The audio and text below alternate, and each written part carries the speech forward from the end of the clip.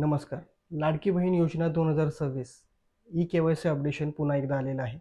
ज्यांनी पहिले 2025 मध्ये काही चुका केलेल्या असतील, त्या दुरुस्तीसाठी 2026 मध्ये ई-के-वाय-सी अपडेशन आलेलं आहे. अपडेशनसाठी तुम्हाला काय गरजेचं आहे आणि त्यासाठी तुम्हाला काय लागणार आहे, ते पूर्ण अपडेट मी या व्हिडिओमध्ये देत आहे. तर व्हिडिओ शेवटपर्यंत पहा.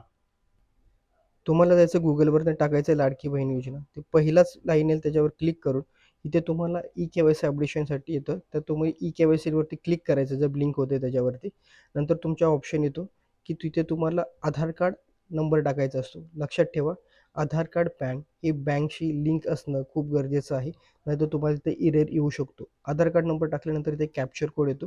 कॅप्चर कोड टाकल्यानंतर तुम्हाला मी सहमत आहे त्याच्यावर क्लिक करून ओ-टी-पी पाठवायचा असतो. ओ-टी-पी हा Gmail किंवा तुमच्या मोबाईल नंबरवरती येऊ शकतो. दोन्हीपैकी कुठेही येतो.